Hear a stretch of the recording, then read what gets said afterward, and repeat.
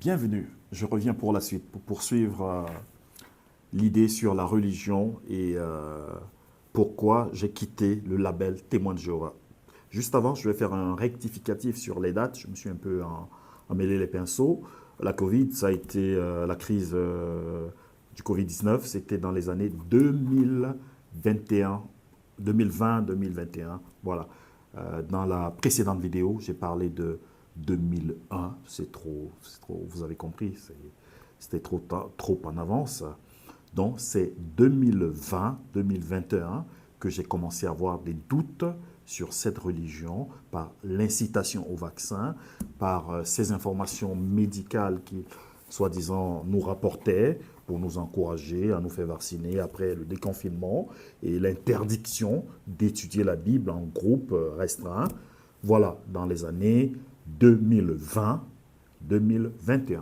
C'est plus précis. Maintenant, je vais poursuivre avec les points importants qui m'ont décidé à quitter cette organisation par la démarche que j'ai entreprise, que j'ai mentionnée tantôt. Donc, il y a déjà eu les changements de ces dernières années. Le port de la barbe, je l'ai trouvé très anodin, très bénin, très enfantin même, on va dire. Moi, je portais déjà la barbe depuis 2013 et c'est très récemment que...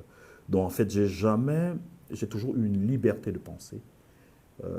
Quand je sais que quelque chose est bien, que je ne nuis pas à la vie des autres, je n'accepte pas les pressions, les oppressions.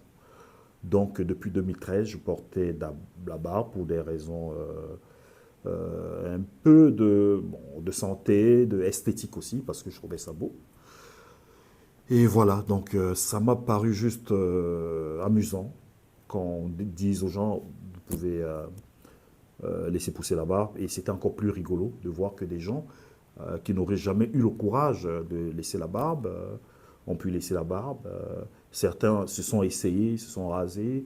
C'est pour dire le niveau de liberté individuelle et de conscience personnelle que certains ont. Donc, j'ai trouvé ça tellement anodin pour la barbe, le port du pantalon pour les femmes. Quelle oppression. Les femmes qui devaient aller aux réunions, si elles étaient en pantalon au travail, il fallait courir, se changer. Tout ça, c'est complètement... bon. Donc, il y a eu ces changements et le pire, c'est l'excommunication. Là, je vais m'arrêter un moment sur l'excommunication. L'excommunication, qui est une mesure radicale, qui était, parce qu'ils l'ont également assoupli, c'est juste, c'est un crime social déjà, l'excommunication.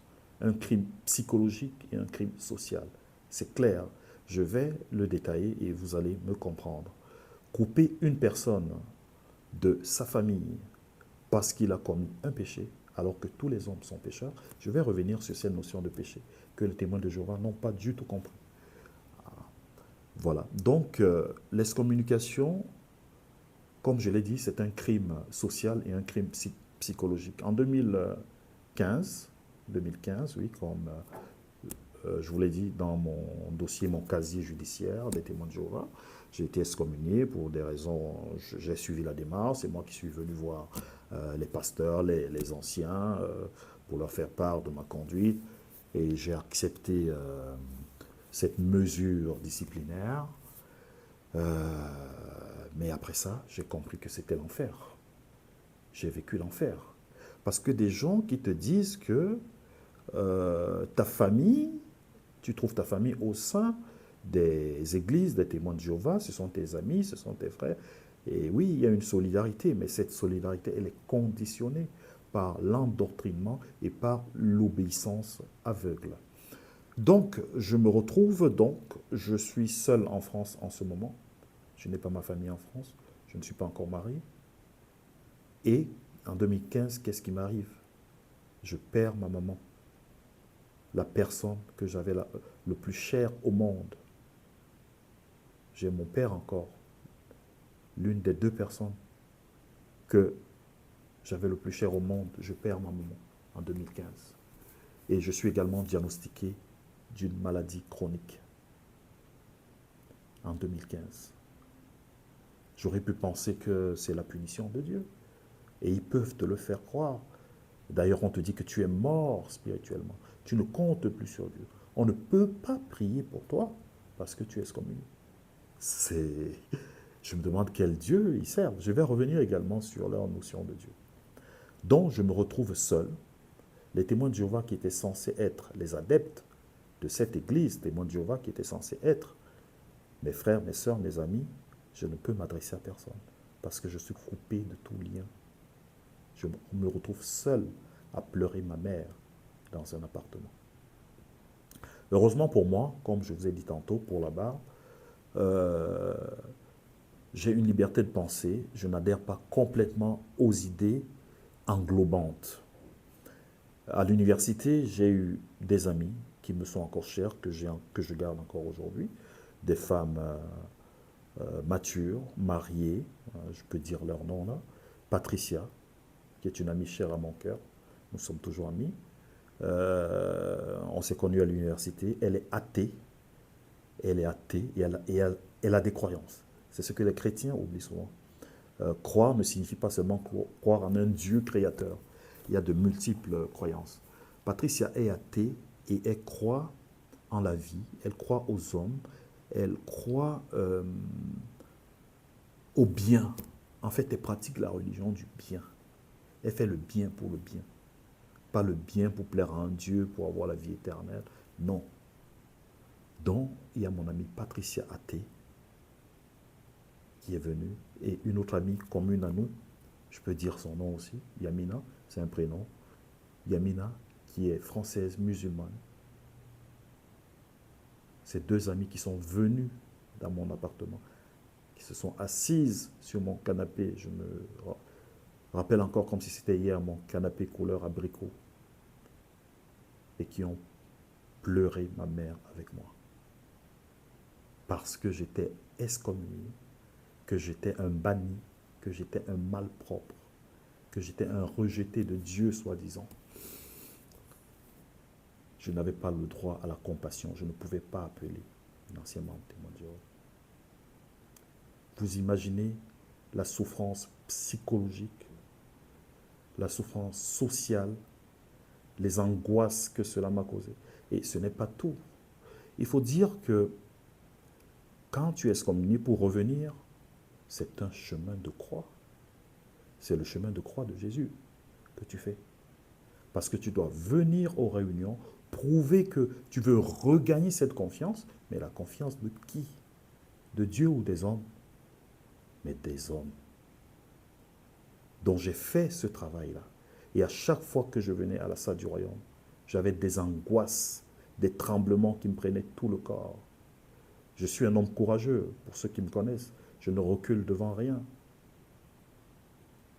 Mais c'était une épreuve lourde. Un Dieu d'amour, un Dieu qui est la source d'amour, qui est l'essence d'amour, ne peut pas accepter un tel traitement. Il ne peut pas permettre qu'on applique un tel traitement aux hommes. Alors, les témoins de Jéhovah s'appuient sur la lettre de Paul aux Corinthiens, le chapitre 5, le verset 9 à 13, où il dit « ôtez le méchant au milieu de vous ». Ils oublient une chose, c'est que les congrégations de Corinthe étaient des congrégations à problème. Il y avait de l'immoralité, il y avait des jalousies, il y avait des querelles. Si vous lisez les autres lettres de Paul aux Colossiens, aux Éphésiens, aux Thessaloniciens, ce n'était pas les mêmes choses, ce n'était pas les mêmes problèmes. Donc ce cas exceptionnel d'un homme qui couchait avec la femme de son père, dont l'immoralité était criarde, était sauvage entre des gens qui étaient censés représenter Christ, c'était inadmissible. C'était un cas unique. On l'a écarté, on l'a éloigné, on ne l'a pas ostracisé, comme c'est le cas. Donc il part d'un verset pour en faire quelque chose de complètement ignoble. Et donc voilà comment les témoins de Jéhovah. Et par là même, ils oublient que tout homme est pécheur.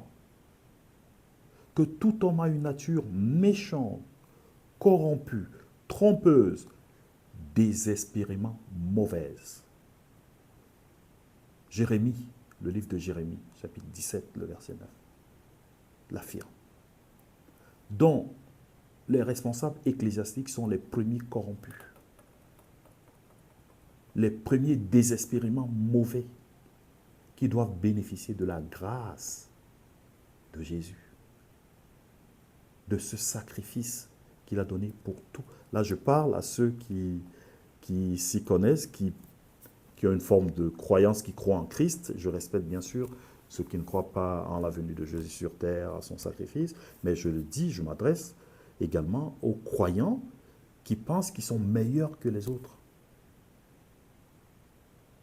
Ce ne sont pas les responsabilités qui privilégient quelqu'un devant Dieu.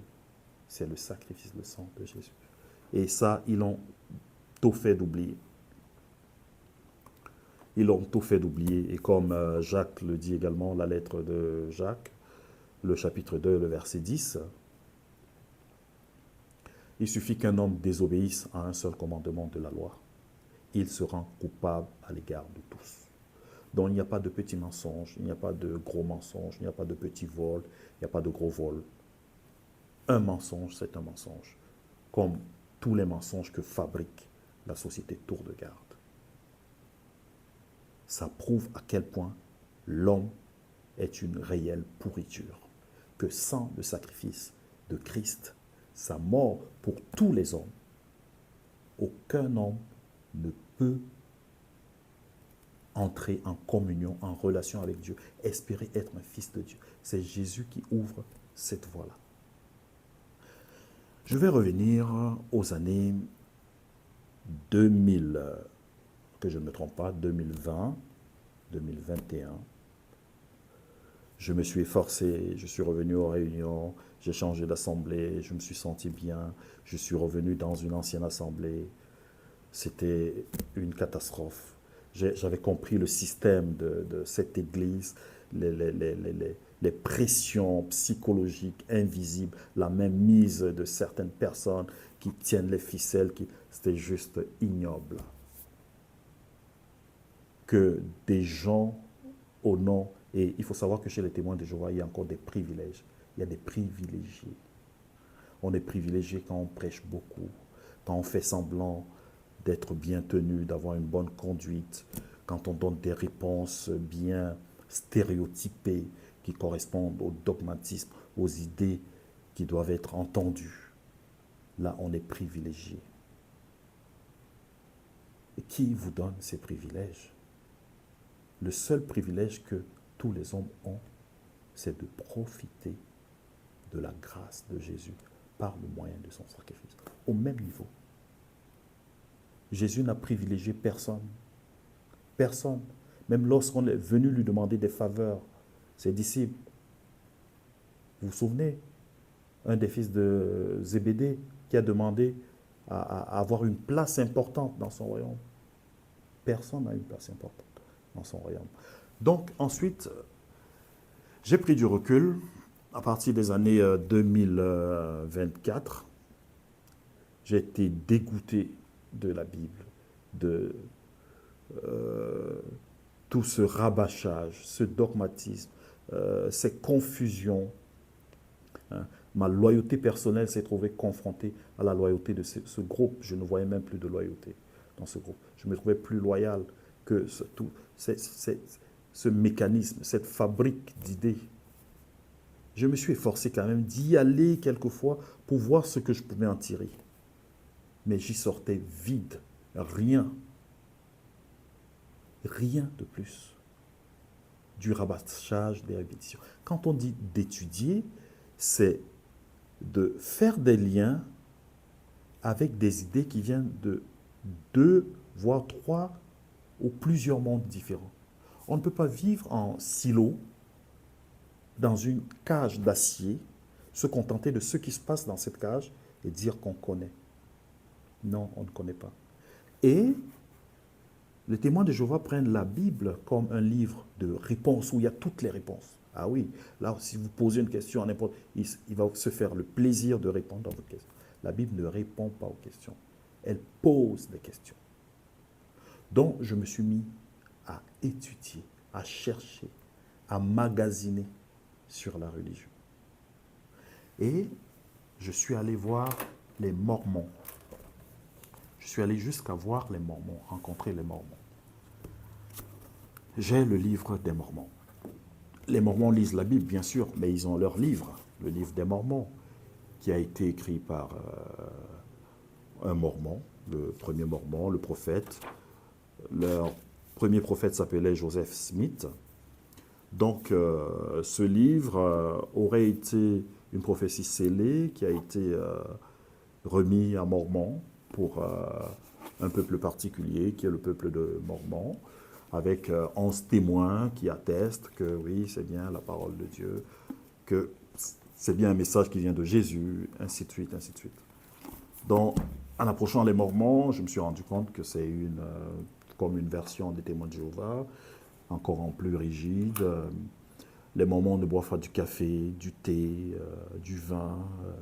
Ils ont une vie assez stricte. Et ils ont de la dîme. J'imagine qu'ils ont aussi la communication. Ils ont des églises. On les appelle les églises, je crois, des saints des derniers jours. Donc j'ai magasiné, j'ai lu la Bible. Et je me suis questionné, j'ai douté. J'ai erré parce que les témoins de Jéhovah ne répondaient plus aux critères de croyants à mes yeux. Ils ne répondaient plus à ces critères. Donc, pendant ce temps, j'ai étudié, j'ai cherché, et je peux vous dire que j'ai découvert des choses. C'est ça qu'on appelle une étude, c'est ça qu'on appelle la recherche. Donc, au départ, les témoins de Jéhovah,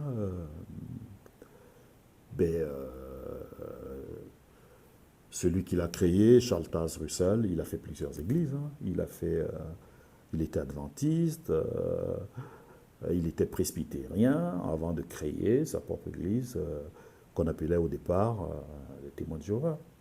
En 1800, dans les 1881, 89 par là, 81, dans les années 1881. Et les Mormons, c'est 1830. Et quand je vais chercher, je trouve un livre de Joseph Tracy. Joseph Tracy, qui est un historien qui fait part du réveil religieux qu'il y a eu dans le royaume d'Angleterre, royaume de Grande-Bretagne, et ses colonies américaines au milieu du XVIIIe siècle. Il y a eu 3 vagues de réveil à cette époque-là. La première vague, elle est partie de 1720 à 1740. Ensuite, il y a eu comme une amorce, une atténuation dans les années 1760-1770. Ensuite, une reprise, le second grand réveil, entre 1790 et 1840. C'est lors du second grand réveil que les Mormons arrivent et les témoins de Jéhovah arrivent au 3e grand réveil religieux aux États-Unis, dans les années 1800 passées. Voilà. Donc, en fait, toutes ces religions font partie du réveil religieux dans le royaume de Grande-Bretagne et ses colonies américaines. Et ces religions sont les étudiants de la Bible aux témoins de Jéhovah, les Christadelphes, les Ecclésio-Ni-Christo, vous avez les Mormons, vous avez les Adventistes du 7e jour, vous avez les 2 par 2, vous avez l'Église universelle de Dieu. En fait, ce sont des ramifications. Et tous ces gens, je pense que tous les créateurs de ces religions doivent se connaître. Hein. C'est comme les GAFAM, les entreprises du CAC 40, je pense qu'ils doivent se connaître en réalité. Donc, armé de tout ça, je me suis dit, ma foi en Dieu ne va pas s'arrêter à cette expérience des témoins de Jéhovah. Il faut dire que tout petit, j'ai été catholique, baptisé catholique, parce que ma mère était catholique, pour faire plaisir à ma mère. pour la fête aussi. Je ne connais pas grand-chose vraiment du catholicisme, à part ces rites, la croyance en Marie. J'étais jeune, prier avec le chapelet, la répétition des deux prières rituelles, Notre Père, je vous salue Marie. Ça m'a pas, j'ai pas gardé un souvenir. Je peux pas critiquer la religion catholique. Et une chose qui ne m'a pas plu, ma mère, en plus d'être catholique, elle appartenait à une secte catholique, un groupe de prière, on va dire. En fait, toutes les religions sont des formes de sectes. Un groupe de prière qu'on appelait Ephata. Et ma mère était vraiment une fervente catholique. Elle venait avec l'eau bénite chez nous, elle l'aspergeait partout. J'aimais pas trop cette forme un peu miraculeuse de croyance. Je respectais bien sûr ce que ma mère faisait, cette prière avec son chapelet, qui priait pour toute sa famille à haute voix. Voilà, donc j'ai été catholique. Ensuite, je suis devenu témoin de Jéhovah. Quand j'étais ado, j'ai étudié toujours par curiosité. Donc, si je me rends compte aujourd'hui que ça ne me convient pas, c'est de mon droit de choisir ce qui me convient, ce qui me maintient mon équilibre. Et je dois dire une autre chose, ce qui se passe dans cette église des témoins de Jéhovah provoque des troubles psychologiques, psychiques et même des maladies mentales. Parce que dire une chose et dire son contraire régulièrement met une pression sur des performances dites spirituelles, la recherche de privilèges. C'est quelque chose de tellement puissant, de tellement rongeur à l'intérieur. J'ai vu des jeunes détruits, je ne vais pas citer de nom. Ils ont cette espèce de Bethel qui est comme un sanctuaire. Quand un jeune rentre du Bethel, il se croit, en fait, on lui fait croire qu'il est un des meilleurs, et d'autres jeunes qui ont des capacités qui ne parviennent pas à être appréciés par la subjectivité des responsables ecclésiastiques, qu'ils soient locaux ou nationaux. Ils ne comprennent pas. Donc, à tous les niveaux, ça fait du mal. Et un jeune qui revient du Bethel, qui est assistant ministériel, parce qu'il y a une hiérarchie chez les témoins de Jéhovah qui est pyramidale. À la base, c'est l'adepte lambda, le proclamateur. Ensuite, on a le pionnier auxiliaire, le pionnier permanent, l'assistant ministériel, l'ancien, ainsi de suite, jusqu'au grand, au sommet, les membres du collège central qui sont censés être les prophètes, parce qu'ils ne sont pas courageux de le dire. Chez les Mormons, il y a un prophète. Ils ont le courage de dire qu'ils ont un prophète qui est le président de leur église, qui est leur représentant, à qui Dieu parle et qui vient traduire. Chez les témoins de Jéhovah, c'est les membres du collège central qui reçoivent comme un message de Dieu, mais ils n'ont pas le courage de le dire.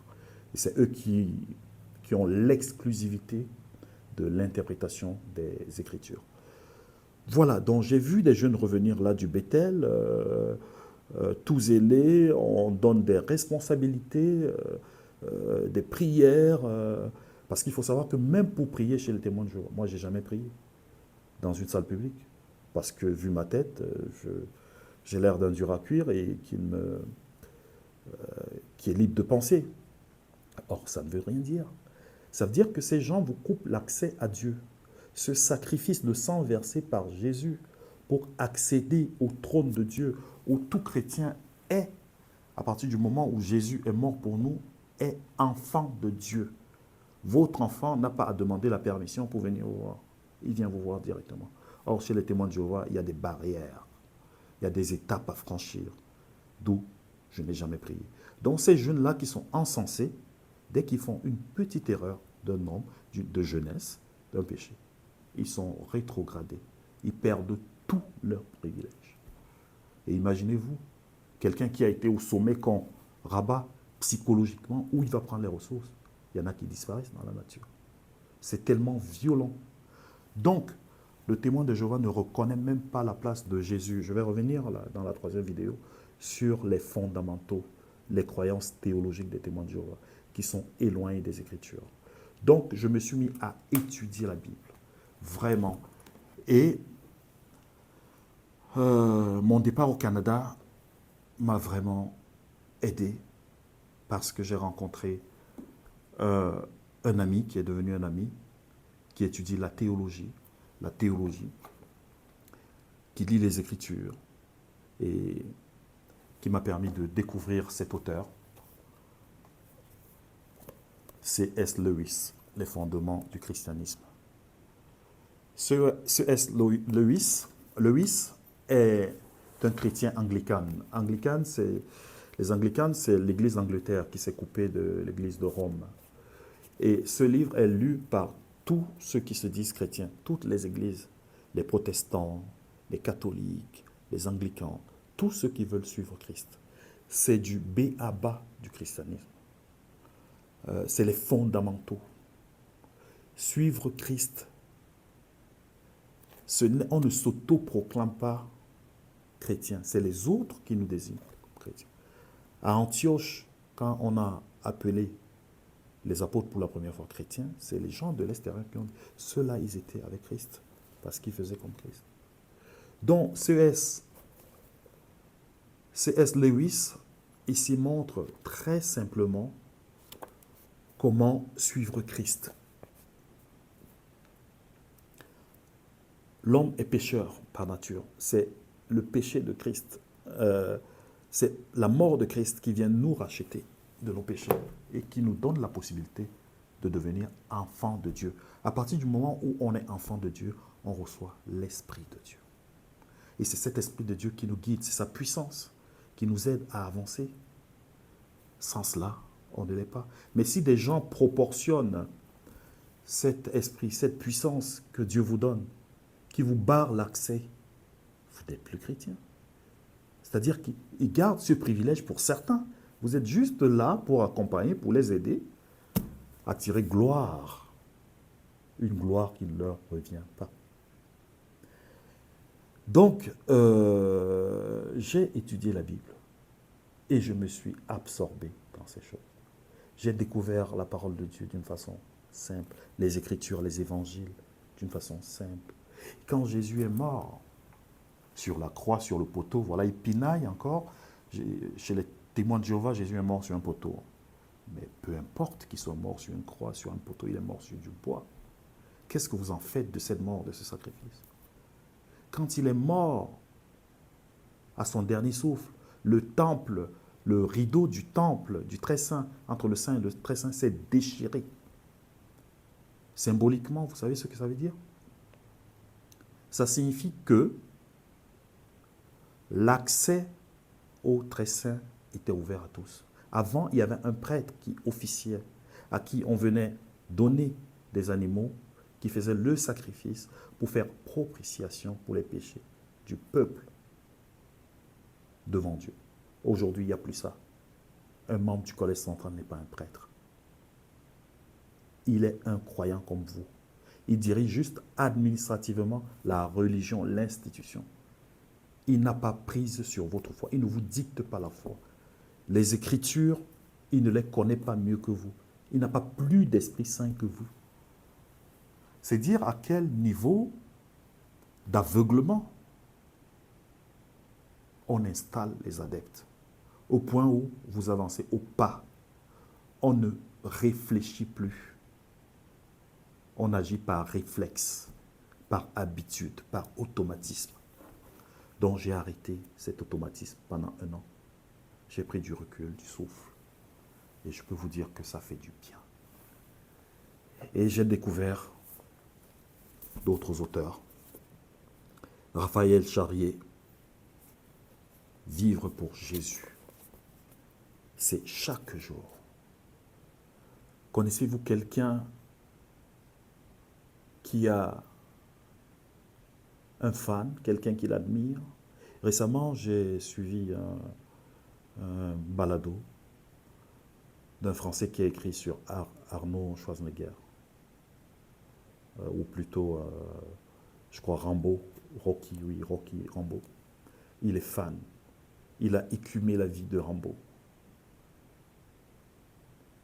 Rambo, je crois bien que c'est lui, qui a le faciès un peu déformé. Et il connaît sa vie au bout des doigts. Vivre pour Jésus, c'est ça. Respirer Jésus, le connaître, être son fan, avoir confiance en lui. Jésus est notre ambassadeur sur terre. On ne peut pas aller vers Dieu, qu'ils appellent Jéhovah de façon irrespectueuse. Je vais revenir sur une troisième vidéo, comment les témoins de Jéhovah déshonorent le nom sacré de Dieu. Jésus sur terre a dit, j'ai fait connaître ton nom, j'ai sanctifié son nom. Donc tous les croyants connaissent le nom de Dieu, YHWH, Yahweh, Jéhovah. Mais essayez de prier avec Yahweh chez les témoins de Jéhovah, de le prononcer. Il faut prononcer Jéhovah, parce que c'est une marque, comme Coca-Cola, comme Mercedes. Il faut prononcer ce nom. Or, on ne peut pas être témoin de Jéhovah si on n'est pas témoin de Christ. D'ailleurs, aucun homme n'est témoin de Jéhovah. Seul Jésus est le témoin de Jéhovah. Nous sommes les témoins de Christ. Nous suivons Christ. Et Christ est Dieu, est notre Dieu. Ils forment tous un duo de 3 dieux. Je vais y revenir là-dessus. Sur la Trinité.